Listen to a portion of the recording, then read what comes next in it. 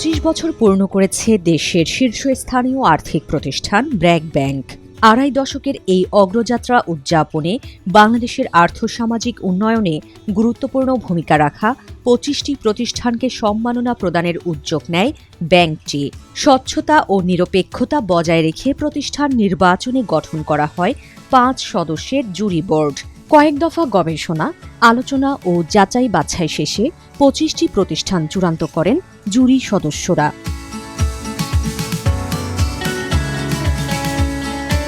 নির্বাচিত এই 25টি প্রতিষ্ঠানের প্রতিনিধিদের কাছে সম্মাননা তুলে দিতে 5 জুলাই সন্ধ্যায় রাজধানীর ইউনাইটেড কনভেনশন সেন্টারে আয়োজন করা হয় এক অনুষ্ঠানে ব্র্যাকের প্রতিষ্ঠাতা চেয়ারপারসন স্যার ফজলে হাসান আবেদ ও ব্র্যাক ব্যাংকের ওপর 2টি প্রামাণ্যচিত্র প্রদর্শন করা হয়। কোন লক্ষ্যকে সামনে রেখে ব্র্যাক ব্যাংক কাজ করে যাচ্ছে তা তুলে ধরেন ব্যাংকের পরিচালনা পর্ষদের chairperson Meheriar M Hasan. Sir Abed always believed that access to finance is not a privilege but a pathway to dignity, opportunity and participation. সেই বিশ্বাস থেকেই ব্র্যাক ব্যাংকের জন্ম। সেই বিশ্বাস থেকে শুরু হয়েছিল আমাদের founding mission, serving the missing middle. অর্থাৎ সেই এন্টারপ্রেনারদের পাশে দাঁড়ানো যারা মাইক্রো ফাইন্যান্সের জন্য অনেক বড় এবং ট্র্যাডিশনাল ব্যাংকের জন্য বেশ ছোট, কিন্তু তারাই বাংলাদেশের ইকোনমির জন্য ওয়ান অফ দ্য ব্যাকবোনস।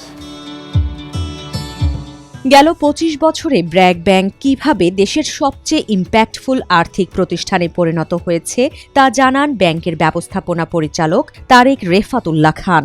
গত 25 বছরে আমরা 20 লাখেরও বেশি সিএমএসএমই কাস্টমারদের পাশে থেকেছি, তাদেরকে নতুন এন্টারপ্রেনারশিপ স্কিল দিয়েছি, তাদেরকে ফিনান্সিয়াল ইনক্লুশনের মধ্যে নিয়ে এসেছি এবং সেই সাথে তাদের মাধ্যমেই প্রায় 10 মিলিয়নের মতো জব ক্রিয়েট করেছি, 20 মিলিয়নের মতো লাইফকে আমরা পজিটিভলি ইম্প্যাক্ট করতে পেরেছি। আমরা ফিনান্সিয়াল ইনক্লুশন ছড়িয়ে দিয়েছি ডিজিটাল ইনোভেশনের মাধ্যমে এবং এই ধারায় we have build one of Bangladesh most trusted financial institution. বাংলাদেশের শীর্ষ 10টি টেকসই ব্যাংকের ভিতরে কিন্তু আমরা অবস্থান করছি টপে এবং লাস্ট যে ক বছরগুলো ধরে সেন্ট্রাল ব্যাংক এই ইস্যু করছেন তার ভিতরে সবসময় আমরা টপ স্থান ধরে রেখেছি। তার পাশাপাশি যদি আপনারা দেখেন যে ইন্টারন্যাশনাল রেটিংয়েও ব্লুমবার্গ ইএসজি রেটিং দেয় এবং সেটা আমাদের ক্যাপিটাল মার্কেটে ব্যাংকের ভিতরে আমাদের সে রেটিং সবচেয়ে বড়। সম্মাননা প্রদানের জন্য 25টি প্রতিষ্ঠানকে নির্বাচিত করার ব্র্যাক ব্যাংকের সঙ্গে ছিল ইংরেজি দৈনিক দ্য বিজনেস স্ট্যান্ডার্ড টিবিএস।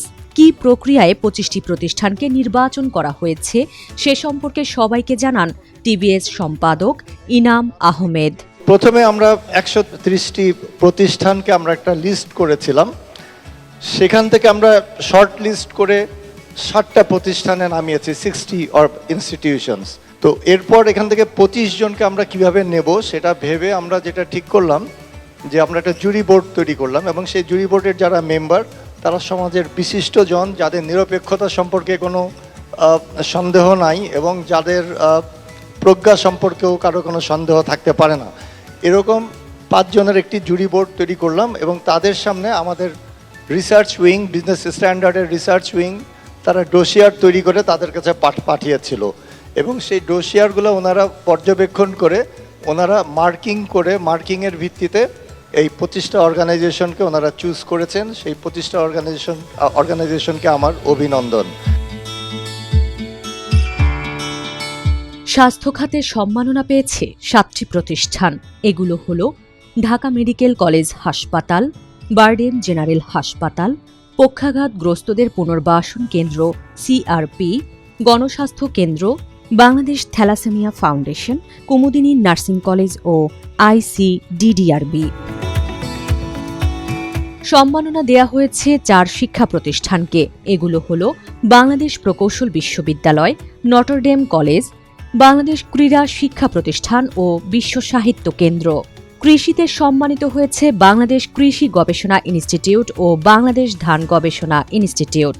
গ্রামীণ উন্নয়ন ও অর্থায়নের সম্মাননা পেয়েছে ব্র্যাক ও বাংলাদেশ পল্লী কর্মসহায়ক ফাউন্ডেশন। ছায়ানট ও বেঙ্গল ফাউন্ডেশন শিল্প ও সংস্কৃতি মানুষের মাঝে ছড়িয়ে দেওয়ার জন্য সম্মাননা পেয়েছে। বৃহৎ শিল্পগোষ্ঠী স্কয়ার, এসিআই ও প্রাণ আরএফএল গ্রুপ সম্মাননা পেয়েছে ব্র্যাক ব্যাংকের। এছাড়া আঞ্জুমান মফিদুল ইসলাম, বাংলাদেশ নারী ফুটবল দল, বিকাশ, গ্রামীণফোন ও এপেক্স ফুটওয়্যারকেও সম্মাননা দেয়া হয়েছে।